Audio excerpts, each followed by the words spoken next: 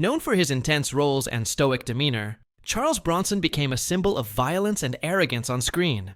He died 20 years ago, but his daughter has recently revealed some unknown facts about his father. From his early struggles to the misunderstood aspects of his life and character, Bronson's story is far more complex than we ever imagined. Keep watching this video as we uncover the story of the real Charles Bronson. A rough beginning to truly grasp who Bronson was, we must rewind to his beginnings. Born Charles Binsky on November 3rd, 1921, in Ehrenfeld, Pennsylvania, a bleak coal mining town, he was one of 15 children in a Lithuanian immigrant family. Poverty cast a long shadow over Bronson's childhood. He wore his sister's dresses to school, shaved his head to ward off lice, and felt compelled to start earning a living far too young. The harshness of life pushed him to take up smoking at just 9 years old.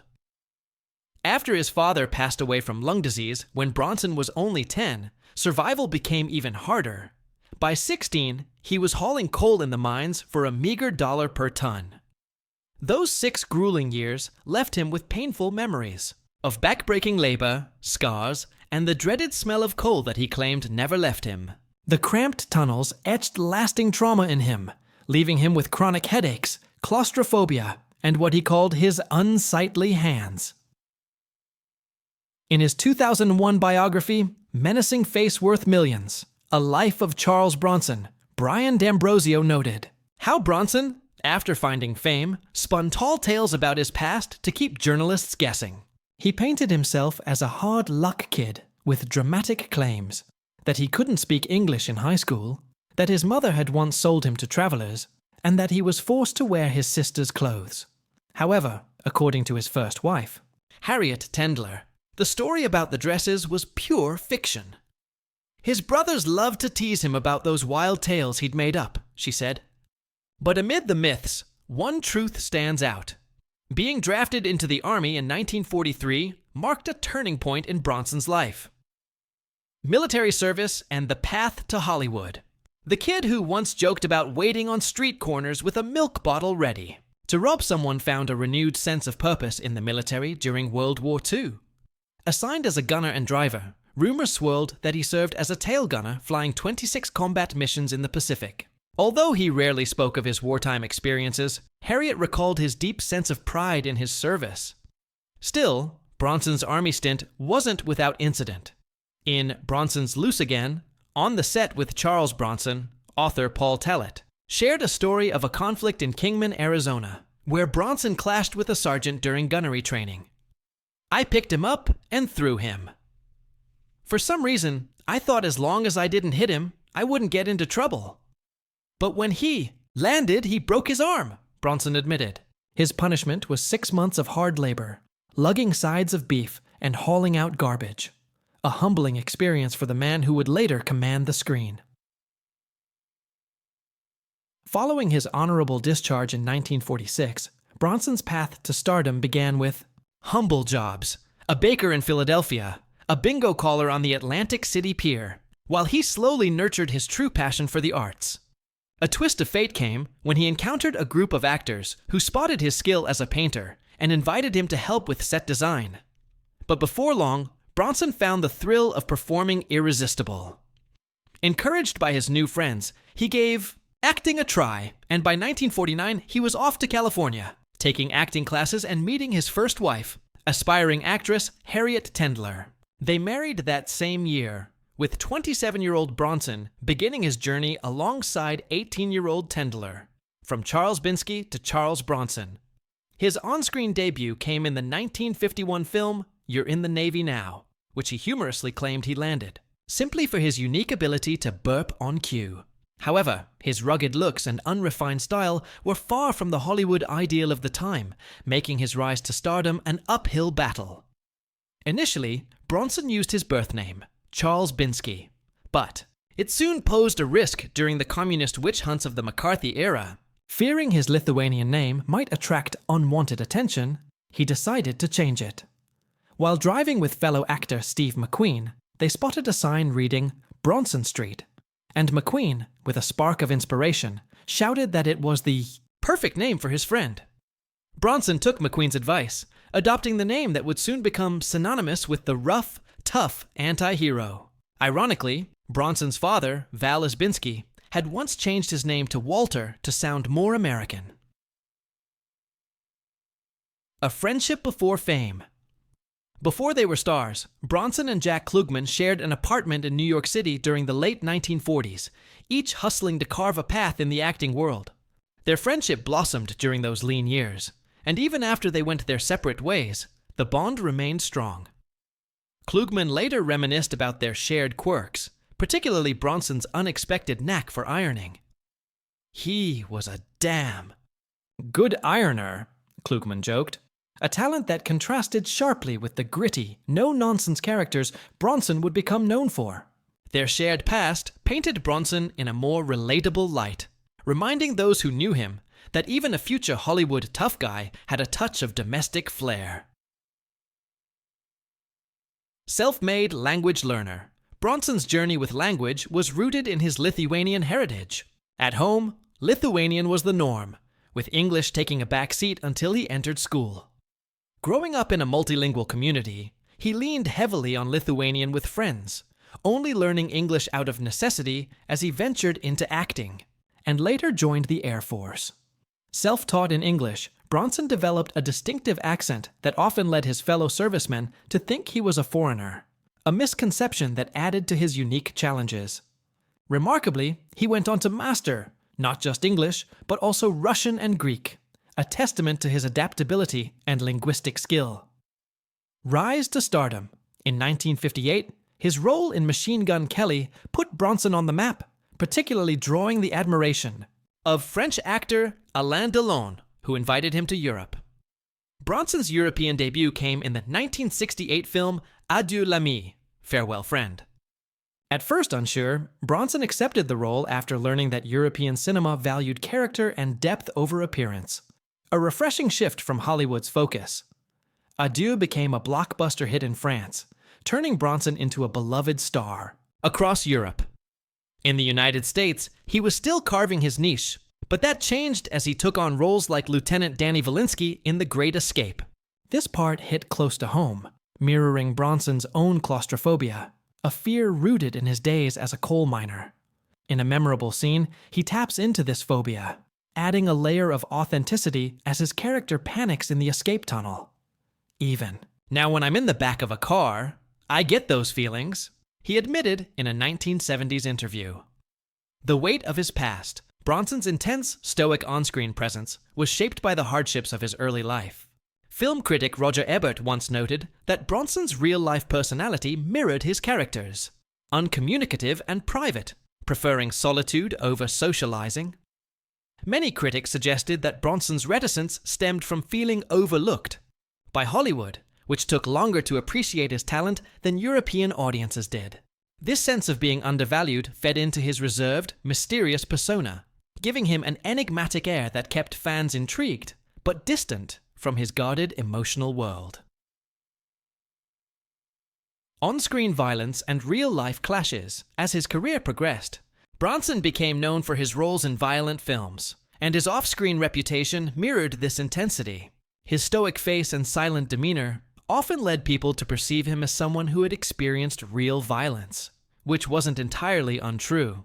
There were reports of Bronson getting into physical altercations on set, including a famous incident where he left a director gasping for air after an argument. His fiery temper wasn't limited to altercations. He was notoriously difficult with directors who he felt didn't understand his vision, and he often scoffed at the Hollywood nonsense he encountered. In a 1971 interview with Paris Review, he didn't hold back, saying, "Most producers and directors are idiots. Everyone in the film thinks only of money." Directors who worked with him had their share of tales about their volatile relationship with Bronson.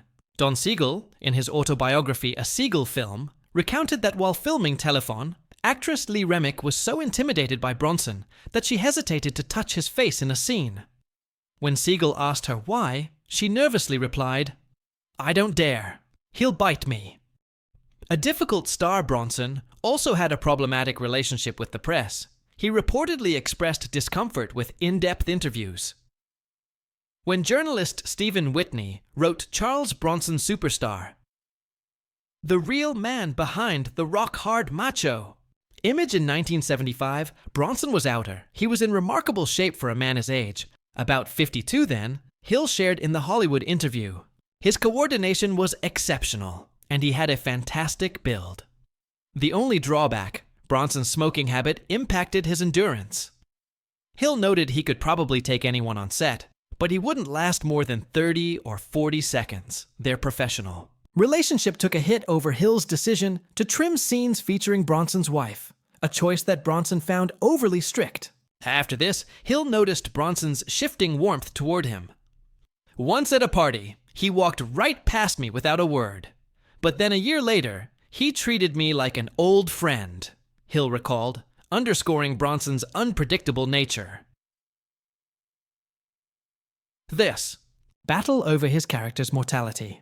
Bronson, known for embodying indomitable characters, had no tolerance for seeing his on-screen persona killed off. When handed a script that doomed his character, he wasted no time in confronting the director. In 1991, Richard Crystal sent Bronson the script for City Slickers, hoping he would take on the role of Curly, the tough, seasoned cowboy. Within a day, Bronson called him back, livid. "He cursed me out," Crystal recounted in 20C21. Bronson exclaimed, "I'm dead on page 53. How could you do this to me? Charles Bronson doesn't die." This defiant stance, rooted in his reputation as the unbreakable hero of Death Wish and other films, was part of the tough guy legacy he carefully cultivated. Crystal tried to explain that Curly's death was pivotal, inspiring the other characters to take charge of the cattle drive. But Bronson would hear none of it. The story gained a humorous twist later during the Cannes Film Festival, when Jack Palance was honored for his performance as Curly, a role that earned him an Oscar nod. Crystal saw Bronson at the after-party sitting with Sean Penn. "I gave him a nod." "He stood up and left," Crystal remembered, capturing Bronson's enduring resistance to compromise. Director Sean Penn, who worked with Bronson in The Indian Runner, experienced a similar clash.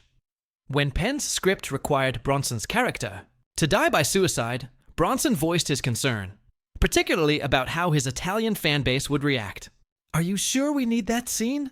he asked, hinting at his reluctance. Though Penn and Bronson shared a good rapport, the veteran actor's steadfast resistance to shedding his iconic mustache became another sticking point. When Penn joked about it, Bronson gave him a hard look and warned, "You better not be kidding." The defining role, Death Wish at age. 52, Bronson accepted the role of Paul Kersey in Death Wish, 1974, a career-defining moment that cemented him as the embodiment of vigilante. Justice. In the film, Kersey, a mild-mannered New York architect, transforms into a vigilante after a brutal attack on his family. This gritty portrayal of a man seeking justice in a lawless world resonated deeply with audiences. Yet the film was not. Without controversy, director Michael Winner recognized Bronson's intense presence as perfect for the complex role of Kersey, a peaceful man pushed to confront crime head-on. Young actor Jeff Goldblum, making one of his first film appearances, played a gang member in Kersey's haunting revenge tale. However, Death Wish wasn't initially conceived with Bronson in mind. When Winner began casting, he offered the role to Hollywood heavyweights like Clint Eastwood, Frank Sinatra, and even Henry Fonda, who rejected the role as distasteful. But Bronson, ever true to his formidable persona, seized the chance. "I'd like to do it," he told Winner. When the director clarified if he meant the movie, Bronson answered in his typical intense style. "No, I'd like to shoot muggers," Bronson's. Take on Death Wish's message. The bold portrayal of vigilante justice in Death Wish sparked intense debate. Some even warned Bronson of its dangerous potential, including his agent Paul Kohner. However, Bronson argued, saying, "An eye for an equal eye makes the whole world blind." Siaitzi viewing the story as a cautionary tale rather than an endorsement of violence. Released on July 24, 1974, the film, made with a $3.7 million budget, became a blockbuster, raking in over $22 million. In a single week at one New York theater, it made $70,000, breaking the record of The Godfather at the same venue. The novel versus the film originally, based on Brian Garfield's 1972 novel Death Wish, the story had a distinctly different tone in the book than the one presented on screen. Garfield had envisioned a nuanced exploration of the consequences of revenge, and was disappointed with the film's direction. Imagining Jack Lemmon in the lead and Sidney Lumet at the helm, Garfield had crafted a complex tale that diverged from Michael Winner's gritty, action-heavy approach. Reportedly, Winner responded to Garfield's criticism by downplaying the popularity of Garfield's novel, allegedly remarking that it had barely sold 3 copies and challenged Garfield's vision by asking, "Did you think you were writing a fairy tale?" Death Wish's enduring impact and controversy. The unexpected success of Death Wish sparked 4 sequels, with Bronson reprising his role in films released in 1974, 1982, 1985, 1987, and 1994. However, Garfield remained vocal, dismissing the sequels as shallow and lacking the depth of the novel. The Death Wish series continued to stir cultural conversations, especially in 1984, when real-life subway vigilante Bernhard Goetz shot 4 men on a New York City subway. When asked about Goetz, Michael Winner sarcastically commented, "If he's going to shoot someone on the subway, why not during our opening?" His remark fueled ongoing debate around vigilante justice and the film's influence. Cultural legacy. Thus, cultural legacy of Death Wish even found its way into politics. In 2015, former President Donald Trump referenced the film at a rally, mentioning his handgun permit and hinting he would defend himself if attacked. The crowd cheered, chanting, "Bronson," in response. Trump reportedly commented that a film like Death Wish might not be made today due to what he described as politically incorrect themes, underscoring how Death Wish had embedded itself as a provocative symbol in the discourse on crime and justice. Legacy built on toughness. At the height of his fame, Charles Bronson reportedly earned close to $2 million per film. During the peak of his career, this was bolstered by his role in Death Wish. Yet Bronson often found himself grappling with the brutal, unyielding image he'd become known for. "It's like seeing myself in a carnival mirror, distorted and menacing," he reflected in 1977. His tough persona wasn't far from reality. Director Ingmar Bergman famously described him as a man whose face is etched in violence. Bronson's rough beginnings hinted at this tenacity. He once used a bottle to intimidate strangers as a young man, broke a sergeant's arm in a brawl, as a soldier, and even choked a director during an argument about a scene. By the 1980s, Bronson's name had become synonymous with toughness itself, inspiring notorious British prisoner Michael Gordon Peterson to adopt the moniker Charles Bronson. Fans worldwide celebrated him as an icon of resilience, with Italian audiences endearingly calling him Il Brutto, the ugly one, and the French referring to him as one of their monstres sacrés of cinema. His movies often earned more overseas than in North America. In Japan, he was so revered that his name once appeared on a sign stretching an entire block. Bronson's global appeal solidified his place as the ultimate symbol of grit and uncompromising strength. Bronson's hidden. Fierce Charles Bronson, the embodiment of raw toughness on screen, was far from the invulnerable figure he portrayed in films. In reality, he struggled with deep-rooted fears and anxieties. One of his most persistent phobias was an intense fear of germs, a condition that dominated much of his life. This germophobia led to a significant aversion to physical contact, particularly handshakes. While many celebrities would eagerly engage with fans, Bronson shied away, often appearing aloof. It seemed like coldness, but his reluctance was a manifestation of his deep unease about germs, making seemingly ordinary interactions uncomfortable for him. Another of Bronson's hidden fears was fire. During the making of Death Wish in 1974, it became evident that Bronson harbored a significant fear of being trapped in a burning building. He reportedly refused to stay in any hotel room above the second floor, worried that a fire could block his escape. These anxieties, so different from the fearlessness his characters displayed, revealed the man behind the tough exterior, offering a glimpse into his vulnerabilities and showing that even the strongest figures can harbor hidden insecurities. Bronson's reserved nature. As his career progressed, Bronson continued to lean into roles that reflected his reserved, no-nonsense demeanor, even transitioning to television with Family of Cops. In interviews, it became clear that Bronson was uncomfortable with the limelight and preferred silence over self-reflection. When famed critic Roger Ebert interviewed him in 1974, he found Bronson to be a man who preferred solitude to conversation. "I don't ever talk about the philosophy of a picture," Bronson said bluntly. "I'm entertained more by my own thoughts than by the thoughts of others." Despite his enormous fame, Bronson had little interest in watching his own films.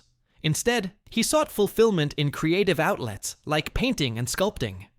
He worked under the pseudonym Binsky to ensure that his art was valued for its merit, not for his fame.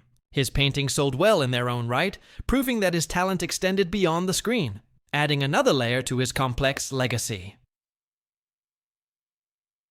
A heartfelt connection with Kurt Russell. One of the most unexpected and heartwarming moments in Charles Bronson's life revolved around his relationship with a young Kurt Russell. When Russell, then just starting his career, gave Bronson a remote-controlled airplane for his birthday, the tough actor initially seemed unresponsive. But in a surprising turn of events, Bronson later returned the gesture on Russell's birthday, giving him a high-quality skateboard. The real surprise came when a security guard tried to stop Russell from skating on the studio lot. Bronson, ever the protector, stepped in and declared, "We're both going to be skateboarding around the lot now." This simple yet powerful gesture revealed a side of Bronson that many didn't see. A man who, beneath his tough guy persona, was capable of genuine kindness and loyalty. Love and life beyond the spotlight. Charles Bronson's personal life was a tapestry of complex relationships marked by both passion and heartache. His first significant romance was with actress Jill Ireland, whom he met while filming The Great Escape in the 1960s. At the time, Ireland was married to actor David McCallum, and though Bronson jokingly told McCallum that he would one day marry Ireland, the joke turned into reality when they wed in 1968, just a few years after Bronson's divorce from his first wife, Harriet Tendler. Ireland, once the lover of director Michael Winner, played a pivotal role in Bronson's life, both personally and professionally. Winner, who first met Bronson in 1970, became a close collaborator, directing him in several films, including Shadow's Land, The Mechanic, and The Stone Killer. He was the one who ultimately cast Bronson as the vengeful vigilante Paul Kersey in Death Wish, recognizing the actor's ability to channel the character's repressed fury. In Ireland, Bronson found a partner who truly understood his intense nature. Their relationship, which lasted until Ireland's death in 1990, was a cornerstone of his life. Together, they raised a blended family of 7 children in their luxurious Bel Air mansion. Bronson frequently insisted on having Ireland as his on-screen love interest, leading to them appearing in 15 films together. Bronson was devoted to keeping his family close whenever possible. He brought them along to film sets, and the couple also owned Zula Farm in Vermont, named after their only daughter. Later, they spent time in Snowmass, Colorado, a peaceful retreat from the chaos of Hollywood. Personal loss and final years. Charles Bronson's life was defined by both profound love and deep personal loss. After the passing of his beloved wife, Jill Ireland, from cancer in 1990, Bronson's world was irrevocably changed.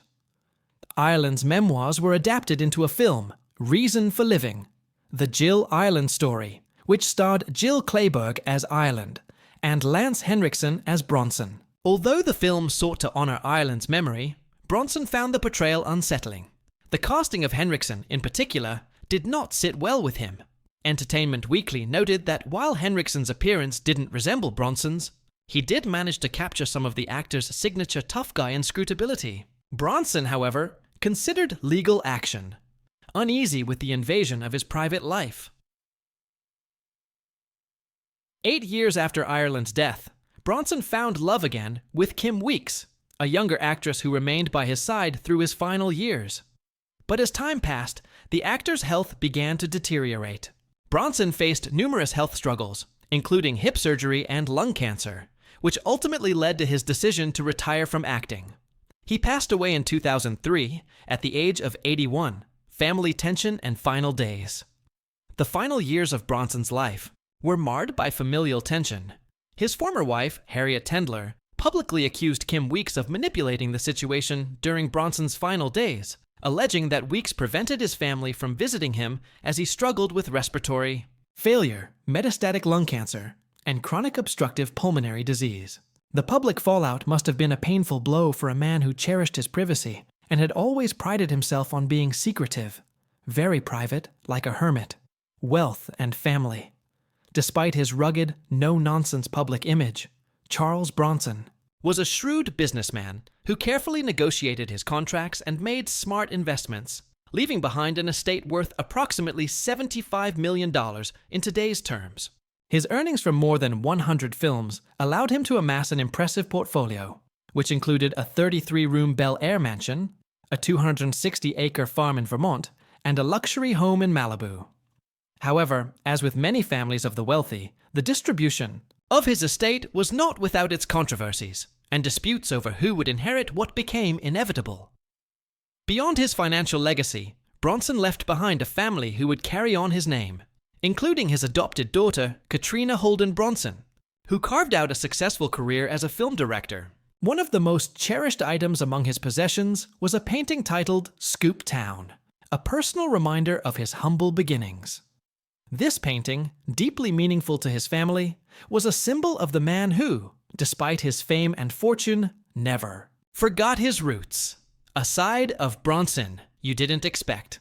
While Charles Bronson is often remembered for his tough guy persona, his daughter has recently shared a more intimate and surprising side of the man behind the screen. Contrary to the hard-edged characters he portrayed, Bronson, she reveals, had a tenderness that was especially apparent when it came to his family.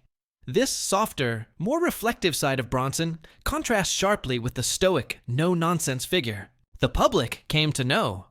It's a revelation that humanizes the actor, showing that beneath the rough exterior, he was a man who carried the weight of his past, shaped by hardship, sacrifice, and the raw fight for survival. Looking back at Bronson's life, it's clear that the resilience and determination that defined his on-screen roles were deeply rooted in his own reality. His story serves as a reminder that the most powerful legacies are often built from the most challenging experiences. Final thoughts. What do you think? Does the real Charles Bronson surprise you, or does it change how you view his iconic roles? Let us know your thoughts in the comments below. Also, don't forget to like and hit that subscribe button for more stories on legendary figures like Bronson.